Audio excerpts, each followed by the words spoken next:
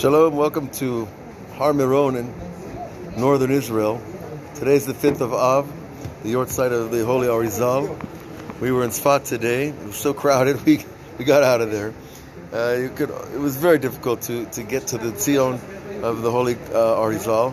There was thousands and thousands of people, but it only teaches us how the tzaddikim in the end win the victory. They've been dead 500 years, they've been dead 1,000 years, 2,000 years, and people still celebrate their existence, celebrate their work, celebrate their dedication, their holiness, their persistence, their understanding, their wisdom, thousands of years later. What other culture do you see people celebrating the achievements of their leaders thousands of years later? Isn't that enough proof that there's something going on over here? Isn't that enough proof that Judaism has something special? You know, in the Hakdama of the Yochai, the famous book of the Arizal, in his introduction, his main student, Rabbi Yitzchak writes about the great level of Rabbi Yitzchak Luria. And the things that you read over there are beyond human imagination.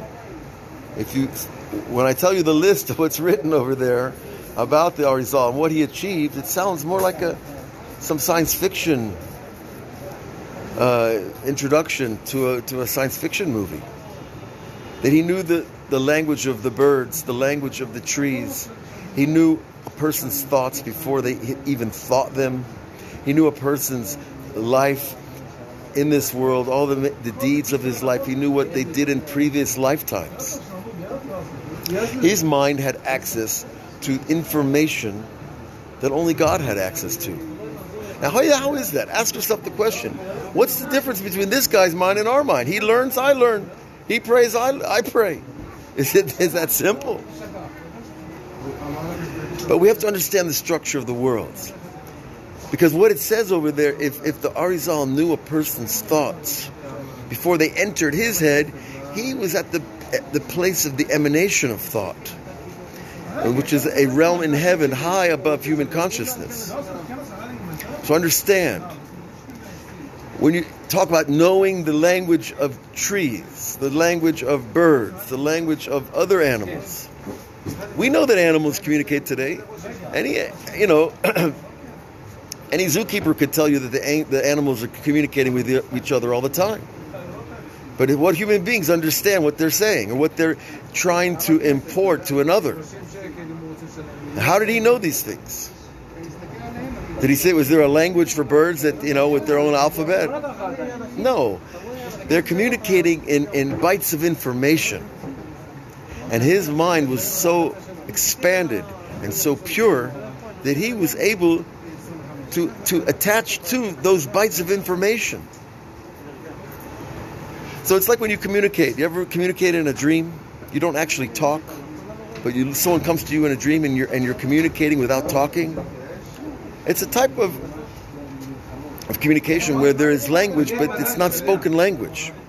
It's a direct transfer of information. It's telepathic. So animals and creatures or living beings in the plant kingdom also have their ability to communicate. But first of all, we don't believe in their communication. Second of all, even if we do believe in it, we're far from it. And of course, our mind and our hearts are a little bit clogged up, with the things of this world. The Arizal spent 7 years on the Nile River every day meditating, and he would only go home on Shabbat to see his family. And when you meditate that much, your mind gets that clear.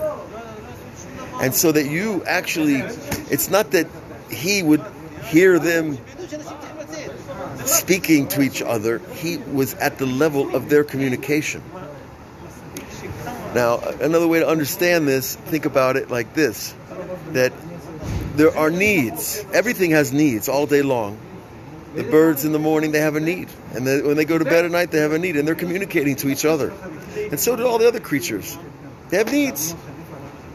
So when you're free of need, listen closely, when your heart is free of need, and you're a perfect, pure observer of reality without any personal connection,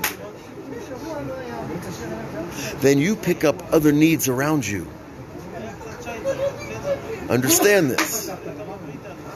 When you are free and clear of your own agenda, you get to have the purity to be able to receive the agendas of others, other people, other animals, and even the creatures that are growing in the field or running down the forest, And so it makes sense when we understand that there is this total knowledge we call the Creator. When you're totally attached to the total knowledge of the Creator, then you become a channel for information before the information becomes available elsewhere.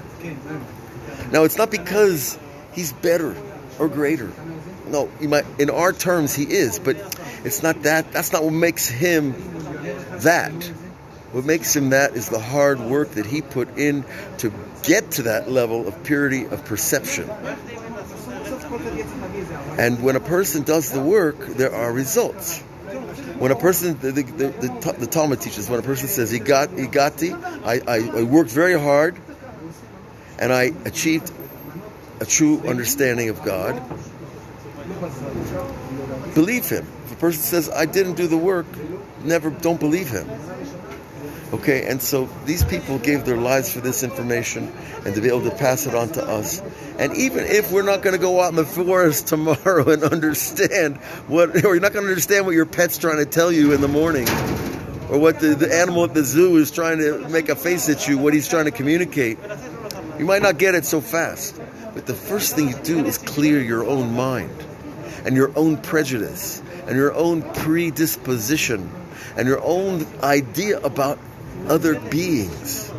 Because we tend to look at people and think we know them, we think we understand them, we think we've been there, and that's all.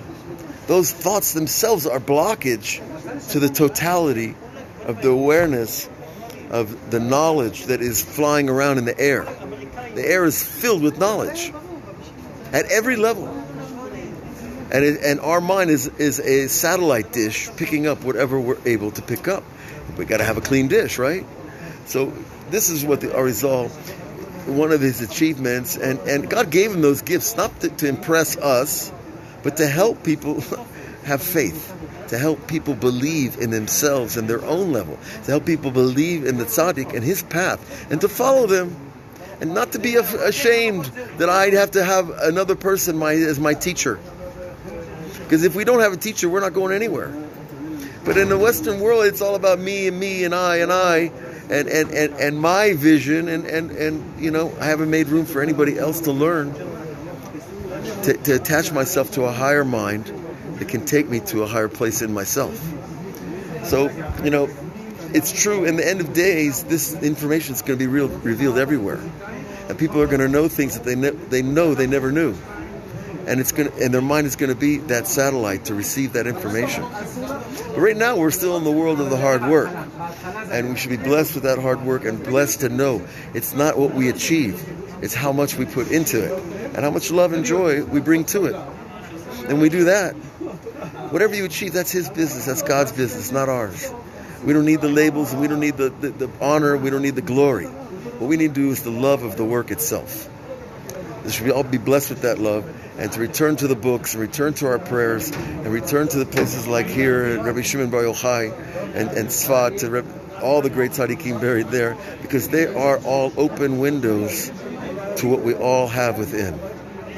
God bless you all. We'll continue our daily classes on Patreon, on YouTube, on Facebook, and big things are on the way.